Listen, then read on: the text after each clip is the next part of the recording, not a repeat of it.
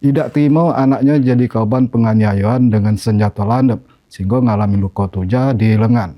Imam Melati, warga Jalan Ngadial, datangi sentra pelayanan kepolisian terpadu SPKT Polrestabes Palembang untuk mengambil laporan polisi.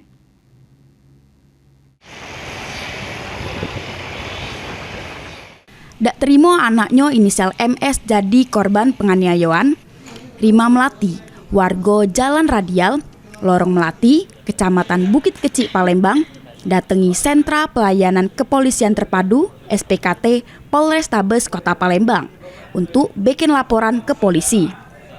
Diketahui MS yang merupakan pelajar sekolah menengah pertama negeri di Kota Palembang diduga dianiaya oleh terlapor inisial AR yang merupakan kawannya dulu yang ini sudah putus sekolah.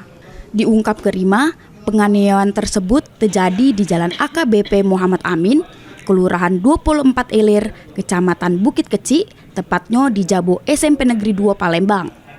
Bermula pas anaknya lagi duduk-duduk di warung, selek kawannya lagi begoco, sehingga berinisiatif nak misake. Tapi langsung kena serang make senjata landep, sehingga ngalami luka tujah di bagian lengan. Itu, Bu? Pakai senjata tajam atau gimana? Itu pas balik sekolah atau gimana, Bu? Balik sekolah. Pas lagi balik sekolah. Oh, itu. Itu luka di mana, Bu? Di lengan. Laporan korban sudah diterima petugas SPKT.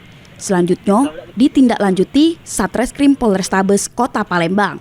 Heru Wahyudi, PAL TV.